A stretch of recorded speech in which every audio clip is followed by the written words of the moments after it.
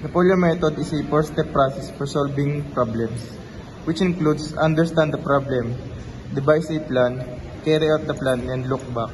Problem 4.1, understanding the problem. Brian earns a 2.5% commission on each house sale. He sold 3 houses with prices $153,000, $399,000, and $221,000. We need to find his total commission from these 3 sales. Devise a plan. Calculate the commission for each house by multiplying the sale price by 2.5%.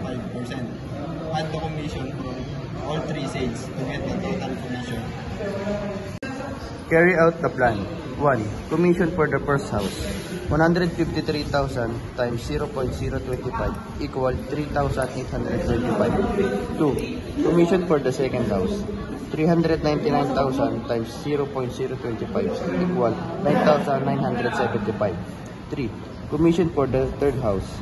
221,000 times 0.025 equals 5,525. 4. Total commission 3,825 plus 9,975 plus 5,525 equal 19,325. Look back. Verify the calculations to ensure accuracy. The total commission Brian earned is $19,325. Problem 1.2, understanding the problem.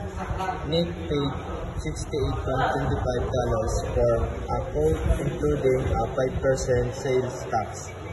We need to find the original price of the quote before tax. Devise a plan. Let the original price of the quote be X. The total price including tax is X plus 0.05X equal 1.0X. Set up the equation 1.05X equals 68.25 to solve for X. Carry out the plan. Solve for X. 1.05X equals 68.25.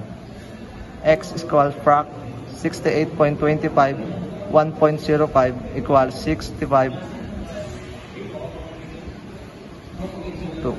The original price of the quote is $65. Look back.